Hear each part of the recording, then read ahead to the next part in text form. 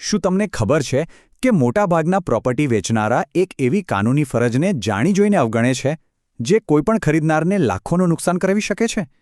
ભારતમાં હજારો લોકો પોતાની આખી જિંદગીની મૂડી ખોઈ બેસે છે. કેમ? કારણ કે તેઓ માત્ર દસ્તાવેજ જુએ છે, પણ એની પાછળ છુપાયેલું કાનૂની સત્ય નથી જોતા. જુઓ, ટ્રાન્સફર ઓફ પ્રોપર્ટી એક્ટની કલમ 55 એકદમ સ્પષ્ટ છે. એ કહે છે કે પ્રોપર્ટી વેચનારની ફરજ છે કે પ્રોપર્ટીમાં કોઈપણ મટીરિયલ ડિફેક્ટ એટલે કે કોઈ મોટી ખામી હોય તો એના વિશે ખરીદનારને જાણ કરે. પણ અફસોસની વાત એ છે કે ભાગ્યે જ કોઈ વેચનાર સામેથી આ કહે છે અને આ જ કારણે ખરીદદારોને મોટું આર્થિક નુકસાન વેઠવું પડે છે. આપણે આગળ વધીએ એ પહેલાં એક ખૂબ જ જરૂરી સ્પષ્ટતા. આ જાણકારી ફક્ત શૈક્ષણિક હેતુ માટે છે. આને કોઈપણ સંજોગોમાં વ્યવસાયિક કાનૂની સલાહ ન ગણવી. ધ લીગલ સફરમાં આપનું સ્વાગત છે.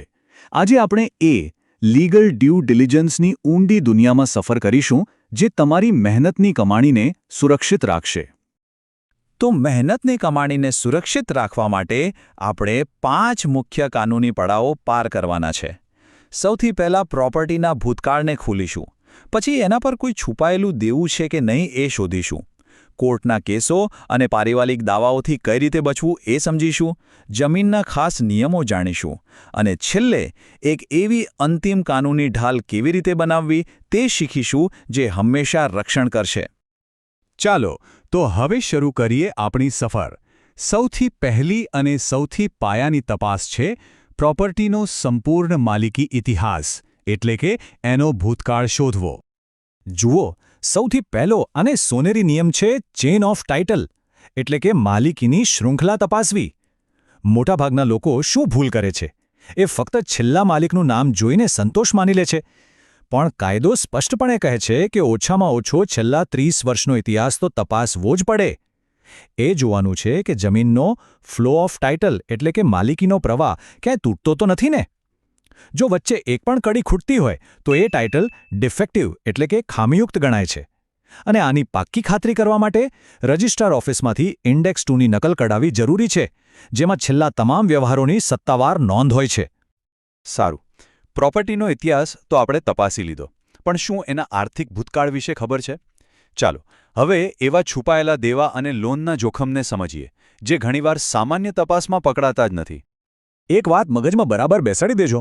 આપણે બધા બોજા પ્રમાણપત્ર એટલે કે એન્કમ્બરન્સ સર્ટિફિકેટ EC કઢાવીએ છીએ એ જોવા માટે કે પ્રોપર્ટી પર કોઈ લોન કે બોજો છે કે નહીં.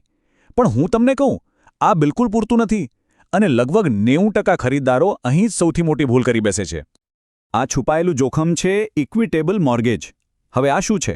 આ એક એવી લોન છે જેમાં મિલકતનો માલિક પોતાના ઓરિજિનલ દસ્તાવેજો બેંકમાં જમા કરાવીને લોન લઈ લે છે. આ વ્યવહારની નોંધણી હંમેશા સરકારી જમીનના રેકોર્ડમાં નથી થતી અને એટલે જ તે બોજા પ્રમાણપત્ર એટલે કે ECમાં દેખાતું નથી. તો પછી આનો ઉકેલ શું છે? આ છુપાયેલા બોજાને શોધવો કઈ રીતે? એનો એકમાત્ર અને સચોટ ઉકેલ છે CERSAI પોર્ટલ. ભારત સરકારે આ એક સેન્ટ્રલ રજિસ્ટ્રી બનાવી છે જ્યાં દરેક બેંકે કોઈપણ પ્રકારની મોર્ગેજની નોંધણી કરવી ફરજિયાત છે. એટલે ભલે EC ક્લિયર આવે, CERSAI પોર્ટલ પર પ્રોપર્ટીની તપાસ કરવી અત્યંત આવશ્યક છે. યાદ રાખજો, દેવું જ એકમાત્ર છુપાયેલો ખતરો નથી. ક્યારેક સૌથી મોટો ફાંસો કોર્ટના કાગળોમાં અને ગૂંચવાયેલા પારિવારિક સંબંધોમાં છુપાયેલો હોય છે. આપણો ત્રીજો અને સૌથી ખતરનાક મુદ્દો છે લિસ પેન્ડેન્સ, જેનો સાદો અર્થ છે પેન્ડિંગ લિટિગેશન એટલે કે ચાલુ court case. Transfer of property એક્ટની કલમ 52 એકદમ સ્પષ્ટ શબ્દોમાં કહે છે કે જો કોઈ પ્રોપર્ટી પર કોર્ટમાં દાવો ચાલુ હોય અને એ દરમિયાન એને ખરીદવામાં આવે તો એ સોદો કોર્ટના અંતિમ ચુકાદાને આધીન રહેશે. આનો સીધો મતલબ શું થયો? જો વેચનાર કેસ હારી જાય તો ખરીદનારના હાથમાંથી પણ પ્રોપર્ટી ગઈ જ સમજો. તો આનાથી બચવા માટે શું કરવું? પહેલી વાત, ફક્ત વેચનારના ભરોસે ક્યારેય ન રહેવું. એક સક્ષમ વકીલ રોકીને સ્થાનિક સિવિલ કોર્ટમાં જઈને પ્રોપર્ટીના સર્વે નંબર પરથી સર્ચ કરાવવું ખૂબ જ જરૂરી છે, જેથી ખબર પડે કે આ પ્રોપર્ટી પર કોઈ દાવો પેન્ડિંગ તો નથી ને. હવે વાત કરીએ વારસાગત મિલકતની. એમાં સૌથી મોટું જોખમ છે સગીરનો હક. જો કોઈ પ્રોપર્ટી હિન્દુ અવિભક્ત કુટુંબ એટલે કે HUFની હોય અથવા વારસાઈમાં આવેલી હોય અને એમાં કોઈપણ એક માલિક 18 વર્ષથી ઓછી ઉંમરનો હોય તો કાયદો કહે છે કે કોર્ટની પરવાનગી લીધા વગર તે મિલકત વેચી જ ન શકાય. અને આમાં જોખમ કેટલું મોટું છે એ જાણો. જો આવી કોઈ જમીન ખરીદી લેવામાં આવે તો પેલો સગીર બાળક પુખ્ત થયાના 3 વર્ષની અંદર એટલે કે 21 વર્ષનો થાય ત્યાં સુધી એ દસ્તાવેજને કોર્ટમાં પડકારીને રદ કરાવી શકે છે. એટલા માટે જ હંમેશા પેઢીનામું ખાસ તપાસવું જોઈએ અને દરેક સભ્યની ઉંમરની ખાતરી કરવી જ જોઈએ. ચાલો 1 મિનિટ માટે માની લઈએ કે પ્રોપર્ટીનો માલિક પણ સાચો છે અને એના પર કોઈ કેસ પણ નથી. પણ શું થશે જો ખુદ જમીન જ કાયદાકીય રીતે વેચવા પર પ્રતિબંધિત હોય તો? ચાલો હવે જમીનના સરકારી નિયમો અને પ્રતિબંધોને સમજીએ. દરેક રાજ્યના લેન્ડ રેવન્યુ કોડ મુજબ જમીનનો પ્રકાર એટલે કે એનો ટેન્યોર તપાસવો ખૂબ જરૂરી છે. મુખ્યત્વે 2 પ્રકાર હોય છે: જૂની શરત અને નવી શરત. જૂની શરતની જમીન મુક્તપણે વેચી શકાય છે, એમાં કોઈ વાંધો નથી. પણ જો જમીન નવી શરત એટલે કે રિસ્ટ્રિક્ટેડ ટેન્યોરની હોય તો કલેક્ટરની પૂર્વ મંજૂરી અને સરકારી પ્રીમિયમ ભર્યા વગર તેને વેચી જ ન શકાય. અને જો આ નિયમનું પાલન ન થાય તો પાછળથી સરકારે જમીન જપ્ત પણ કરી શકે છે. આગળનો મુદ્દો છે ઝોન વેરિફિકેશન. ઘણીવાર ખેતીની જમીન બહુ જ સસ્તા ભાવે મળતી હોય છે, પણ એની પાછળનું કારણ એ હોઈ શકે છે કે તે ગ્રીન ઝોન અથવા તો નો ડેવલપમેન્ટ ઝોનમાં આવેલી હોય, જ્યાં કોઈપણ પ્રકારના બાંધકામની પરવાનગી જ ન હોય. એટલે હંમેશા ટાઉન પ્લાનિંગ ઓફિસમાં જઈને ઝોનિંગ સર્ટિફિકેટ કઢાવવું જોઈએ.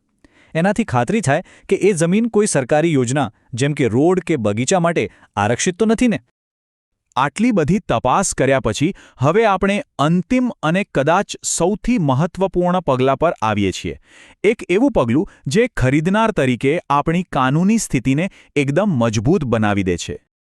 તમે ઘણીવાર જોયું હશે કે વકીલો અખબારમાં જાહેર નોટિસ છપાવે છે. એ કોઈ સામાન્ય ફોર્મેલિટી નથી. એ ટાઇટલ ક્લિયરન્સનો એક ખૂબ જ નિર્ણાયક અને મહત્વપૂર્ણ ભાગ છે.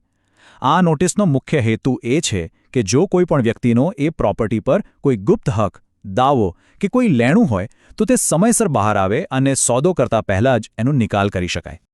અને આનું સૌથી મોટું કાનૂની મહત્વ એ છે કે આવી જાહેર નોટિસ આપીને ભવિષ્યમાં કોર્ટમાં એવું સાબિત કરી શકાય છે કે ખરીદનાર એક બોનાફાઇડ પરચેઝર છે, એટલે કે તેણે પૂરી સદ્ભાવના અને સાવચેતીથી પ્રોપર્ટી ખરીદી છે.